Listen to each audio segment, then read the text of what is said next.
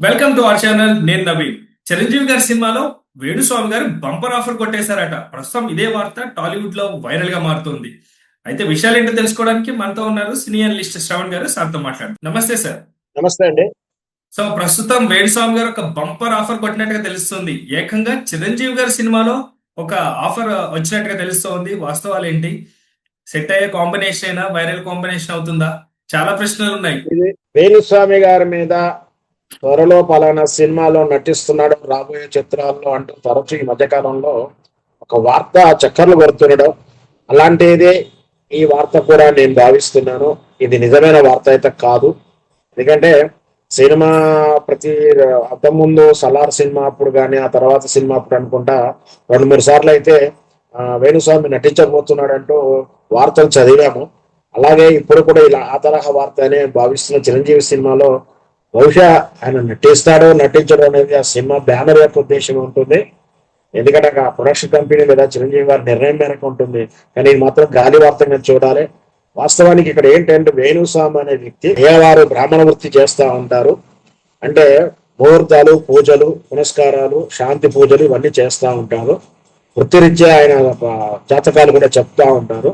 అట్లా ముహూర్త పూజలు చేయడం అనేది వృత్తిరీత్యా ఆయన చిన్ననాటి నుంచి, అంటే 13-14 ఏళ్ల ప్రయాణం నుంచే ఈయన ఆ పూజల యందు పాల్గొనడం, పెద్దవాళ్ళు అయితే అన్నలైతే అన్న ఎవరు పెద్దవాళ్ళతో కలిసి వెళ్ళడం, వాళ్ళతో పాటు పూజలు చేయడం ఇది సహజంగా జరుగుతుంది. ఇలా పూజలు చేసే కార్యక్రమాల్లో కొంతమందికి కొంచెం సినిమా వ్యక్తులతో పరిచయాలు ఉన్నా కానీ, ఫిలిం నగర్తో పరిచయాలు, ఫిలిం సిటీ, ఇంద్రానగర్ ఏరియాలో పరిచయాలు ఉన్నప్పుడు కానీ, లేదా ప్రొడక్షన్ మేనేజర్తో, ప్రొడక్షన్ కంపెనీతో పరిచయాలు ఉన్నప్పుడు, ఏదైనా ఒక చిన్న ముహూర్తం కాకో ఎలాంటి కార్యక్రమాలు ఉన్నప్పుడు పూజలు మంచి ముహూర్తాలు పెట్టుకోవడం కాసి సందర్భం అవసరం వచ్చినప్పుడు వాళ్ళు పౌరోహితులని ఇట్లాంటి అయ్యగారులను సంప్రదిస్తుంటారు.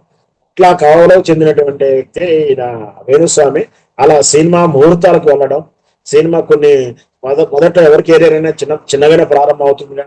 అలాగే చిన్న సినిమాల ముహూర్తాలు చేయడం, అట్నుంచి నరసింహనాయుడు మన సమరసింహారెడ్డి అనుకుంటా ఆ సినిమా కూడా ముహూర్తం పూర్తి చేశానని చెప్తూ ఉంటారు. అంటే నాకు పూర్తి సమాచారం అయితే తెలియదు. అంటే ఇప్పుడు ఇట్లా ఆయన సినిమా ముహూర్త ఆయన ఇట్లా సినిమాకి సినిమా ఆయనే ముహూర్తం ముహూర్తాలు పెట్టుకుంటున్నారా? ఆ సినిమా ముహూ ఆ ఆ సినిమా ముహూర్తం పూజలు అయ్యగారు చేస్తారు కదా. అంటే లక్ష్మీ పూజ, మొదట గణపతి స్థాపన ఇవన్నీ ఉంటాయి కదా, మనకు అన్ని తెలిసి ఇట్లాంటివన్నీ కూడా చేసి సముహూర్తం చేసి సుముహూర్తాన సినిమా ప్రారంభించడం, లేదా ఆడియో ఫంక్షన్, లేదా పాటల రికార్డింగ్ ఇట్లాంటి వారికి వీళ్ళని వాడుతూ ఉంటారు. అలా ఆయన కొన్ని సినిమాలకు పని చేశాడు అన్నట్టు కూడా చెప్తా ఉంటారు. అలాగే కొంత రాజకీయ నాయకుల ఇంట్లో కూడా పూజలు చేస్తూ ఉంటారు. నాకు కూడా తరచు అప్పుడో ఇప్పుడో వీళ్ళు కలుస్తున్నప్పుడు నేను చంద్రబాబు నాయుడు ఇంట్లో పూజలు చేశాను. నేను సామాన్యుని కాదు. ఇక్కడే ఎవరింట్లో చేసినా అవే మంత్రాలు ఉంటాయి, అవే సిస్టమ్ ఉంటుంది, అక్కడ మంత్రశక్తి ఉంటుంది. కానీ సెలెక్ట్ చేయించుకున్న వాళ్ళకి గొప్పతనం ఏం కాదు. సో అయినా వీళ్ళని చంద్రబాబు నాయుడు ఇట్లా చేశాం, కేసీఆర్ గారు ఇట్లా చేశాం, చిరంజీవి ఇట్లా చేశాం, ఫలానా సినిమాకి మేము వర్తం చేశాం అంటూ ఆ సెలబ్రిటీల పేరు చెప్పుకుంటూ మేము సెలబ్రిటీలమే అన్న రేంజ్ పరిచయాలు చేసుకోవడం కానీ, వాళ్ళు తీసుకునే అది ఏదైతే ఉందో పౌరవి చేసినందుకు గాను తీసే దక్షిణ కానీ, లేదా ఫీజు కానీ ఏదైతే దాన్ని పీడిస్తుందో దాన్ని కొంచెం పెంచుకునే ఉద్దేశంతో చెప్పుకోవడం ఈ సాధారణంగా వృత్తిరీత్యా జరిగేగా చూడాలి. అట్లాగే వేణుస్వామి కూడా తరచూ చెప్తా ఉంటాడు, నేను పలానా హీరో సినిమా నేనే ముహూర్తం పెట్టాను, పలానా దానికి వాళ్ళ ఇంట్లో నేనే పూజలు చేశాను, పలానా ఆయన వచ్చినప్పుడు వాళ్ళ సినిమా కష్టాలు ఉన్నప్పుడు నేనే పూజలు చేస్తేనే వాళ్ళ సినిమా కష్టాలు తొలగిపోయాయి, ఆ సినిమా హిట్ అవ్వడానికి కారణం నేనే, ఆ సినిమా ఆగిపోవడంలో నేను ముందే చెప్పాను, వాళ్ళు విడాకులు తీసుకుంటానని ముందే చెప్పాను, ఆయన వివాహం చచ్చిపోతానికి అప్పుడే చెప్పాను. అట్లా ఆయన 10 రకాలు చెప్తారు, 6-7 జరుగుతాయి. క్రికెట్ కప్ గెలుస్తుంది అన్నాడు, గెలవలేదు. ఒక పార్టీ గెలుస్తుంది అని గెలవలేదు. అవేమి చెప్పడు. అంటే ప్రాబబిలిటీ ఉంటుంది. సరే అవన్నీ జ్యోతిష్ శాస్త్రం మీద మనం విమర్శించడం కాదు, కానీ జ్యోతిష్ శాస్త్రం నిజం, దాన్ని అవపోసన పట్టుకొని చెప్పగలగడం అనేది అది ఒక విద్య లాంటిది. కొన్ని సందర్భంలో జరగవచ్చు, జరగకపోవచ్చు. ఏ జరిగినా వేణుస్వామిని దాన్ని పబ్లిసిటీగా చేసుకుంటూ తన ఇమేజ్ ని పెంచుకునే ప్రయత్నం చేస్తూ నాకు ఇమేజ్ కావాలి, పబ్లిసిటీ కావాలి, నాకు సెలబ్రిటీ హోదా కావాలి ఆయనే చెప్పుకుంటూ ఉంటాడు. కాబట్టి తరచూ తన పేరు ఇలా వైరల్ అవ్వాలనో, తరచూ బయట డిస్కస్ జరగాలని కోరుకుంటుంటాడు. అయినప్పటికీ సినిమాల్లో బహుశా అతడు సినిమాలో కూడా తనకి అనిపించాడని, అతడు సినిమాలో ఒకటి జగత్ బాబు సినిమాలో ఒక సినిమాలో తను కూడా అయితే అందులో కూడా ఒక బ్రాహ్మణ పెళ్లి చేసి పురోహితుడిగా కనపడే సందర్భంలో ఆ సినిమాలో కనిపించారని అంటారు. మరి నేనైతే చూడలేదు.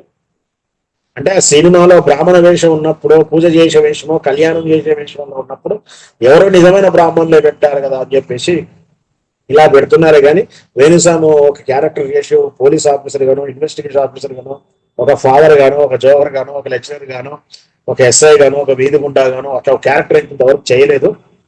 బహుశా అలాంటి క్యారెక్టర్ వస్తాయని కూడా నేను చెప్పను.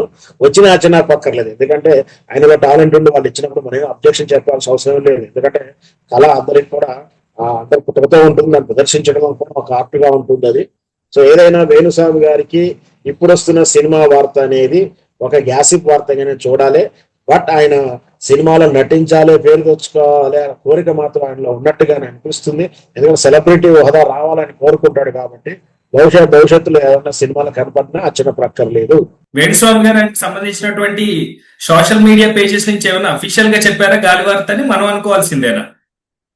ఎస్, అది ఆయన ఇంకోటి వేణుస్వామికి అఫీషియల్ పేజ్ ఏం లేదు. ప్యారడీ పేజ్ అని ఒకటి ఉంటుంది. ప్యారడీ అంటే ఫ్యాన్స్ ఎవరైనా మెయింటైన్ చేయొచ్చు, ఎవరి పేరు మీద ఎవరైనా చేసుకోవచ్చు.